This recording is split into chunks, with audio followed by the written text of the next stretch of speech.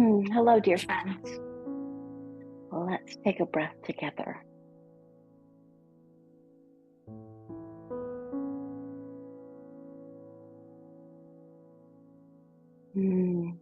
Welcome.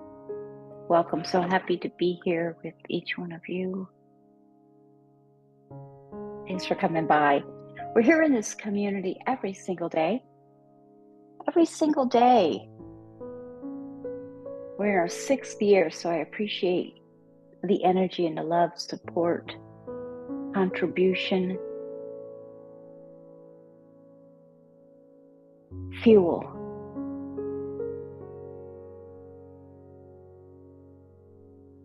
Without your support, we would not be here. So thank you so much for your support. Welcome to Zenful Conversations. This year, we're having a conversation about being present for our own lives.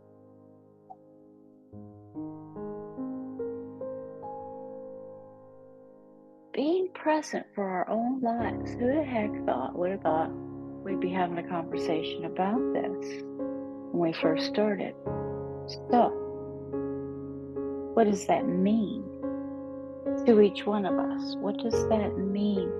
The whole basis of this conversation has always been about strengthening our relationship with ourselves and everything that comes from that.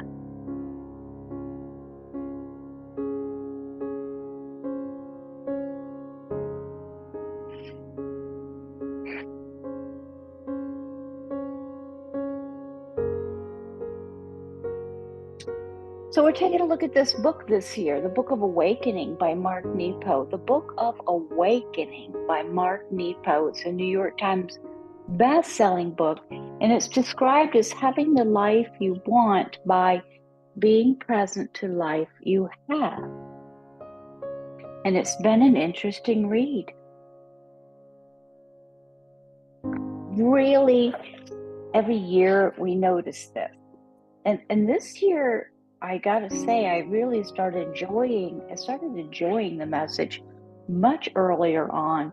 Usually it takes a little bit of time to get some kind of footing, I would say, to get grounded with the message. But this year it's been fantastic, just a little slow in the beginning. I mean, I think a lot of people might have think this message is just not stimulating enough, and that's okay.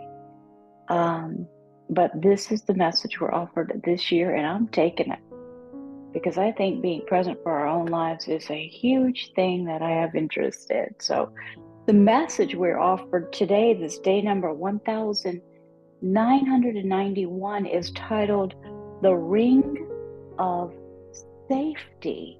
The Ring of Safety.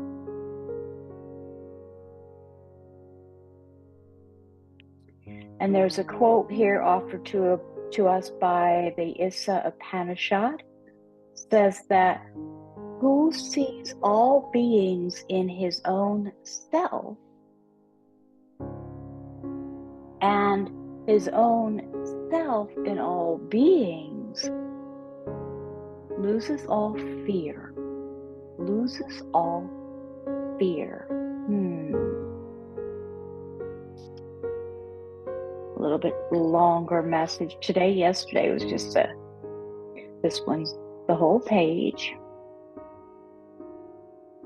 I was sitting on a bench in the sun, waiting for Robert, when a yellow jacket landed about 4 feet to my left. I watched its striped anterior pulse and protract, the sun making its black rings blacker and its yellow rings almost orange. It made me think of my mother and how if that yellow jacket were within yards of her, she would have rolled up the nearest magazine and with trepidation tried until she swatted. Her fear of being stung made her kill many a small thing. She couldn't tolerate the uncertainty that something living might hurt her. And in her deep fear of being hurt, she walled herself in, swatting everything away.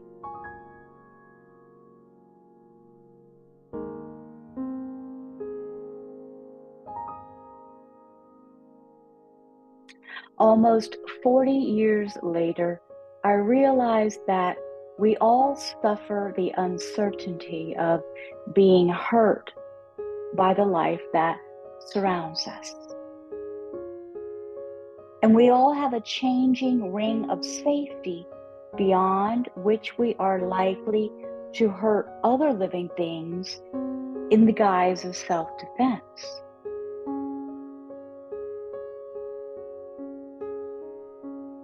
I sat on the bench and the yellow jacket flitted closer. But having almost died from cancer, feeling blessed to be here at all, I let the little insect come much closer than I used to. With a softer, more truthful eye, I could see it had little interest in me.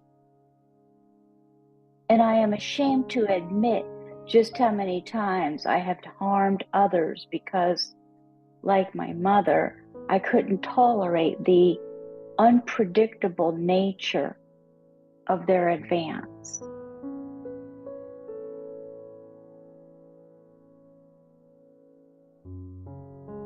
How often we imagine things that are dangerous.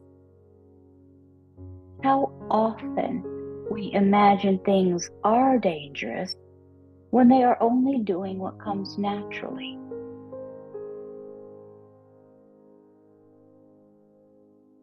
The yellow jacket came closer still. When it was almost on my arm, there was time enough to gently shoo it on its way. It flirted with me for quite some time, coming close till I would shoo it on, buzzing at a distance, then coming close again.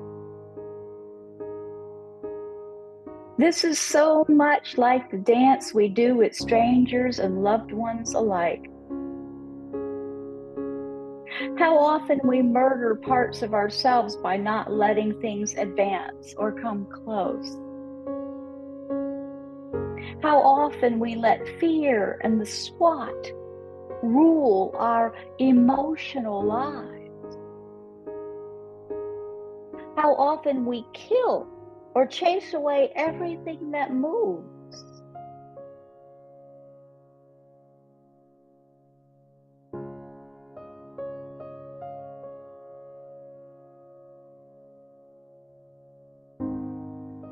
I think of Francis of Assisi, who held so still that the birds landed on his branch-like arms.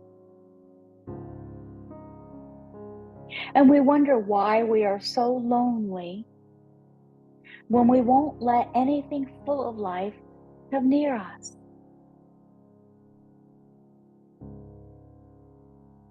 If we could only see the bee or the bird or our enemy as a brief living center like ourselves, we could let them go on their way without pulling us into opposition.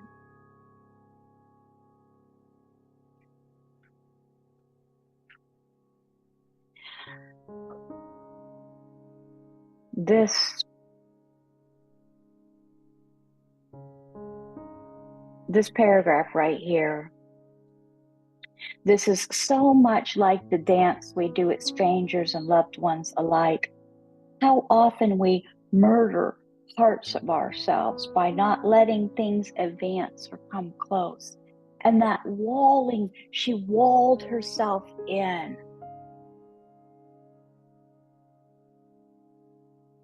So much of this book has been relaying the message of how much we're missing out on.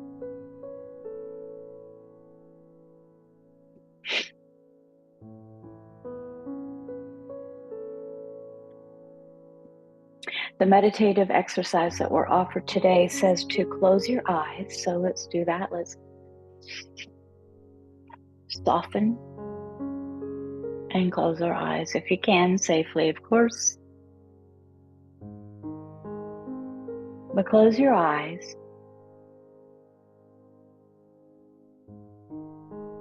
And meditate on someone who feels intrusive or annoying to you. So bring this person to mind. Meditate on someone who feels intrusive or annoying to you. Note what you feel, but assess, if you can, exactly what it is that feels intrusive.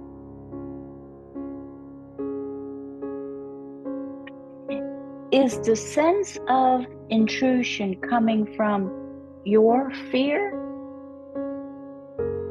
Or is the person being truly intrusive?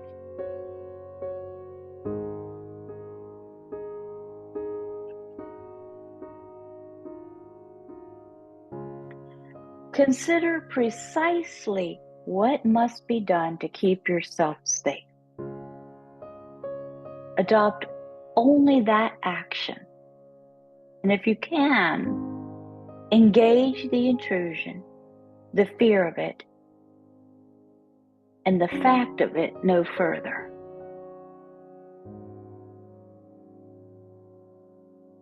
But note how far your fear would have kept you, how far the fear would have let you go on there, how much more that fear would have allowed.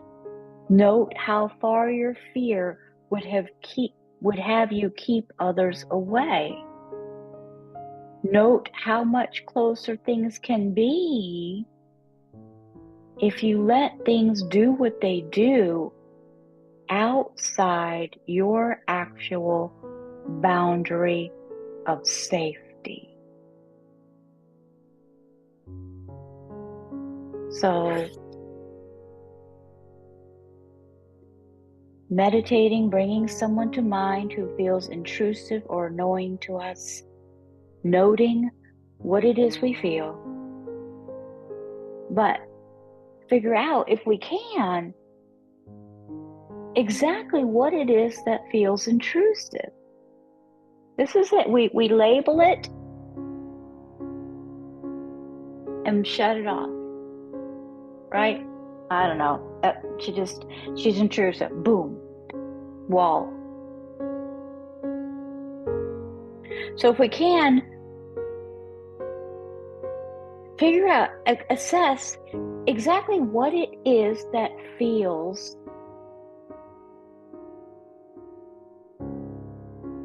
intrusive.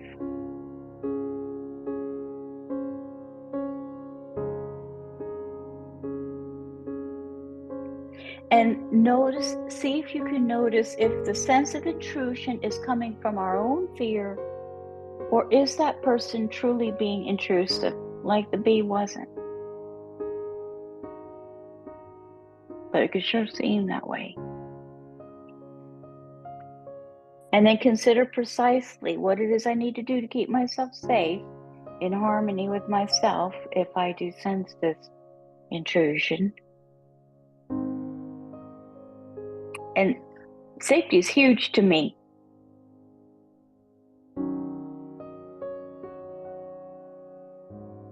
But consider precisely what must be done to keep yourself safe, and then adopt only that action.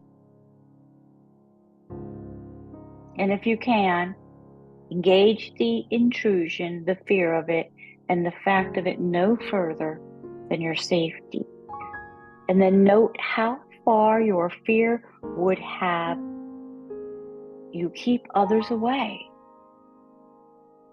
Note how much closer things can be if you let things do what they do outside your actual boundary of safety.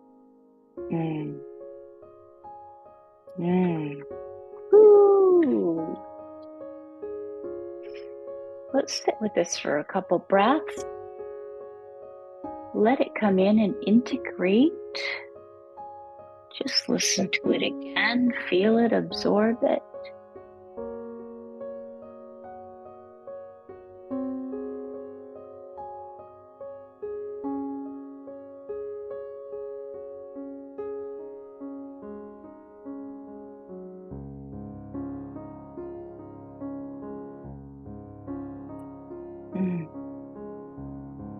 Thanks for sharing this message today. Thank you, Mark Nepo. Thank you for an incredible message, Mark Nepo. I'm enjoying the read very much, and we'll see you tomorrow.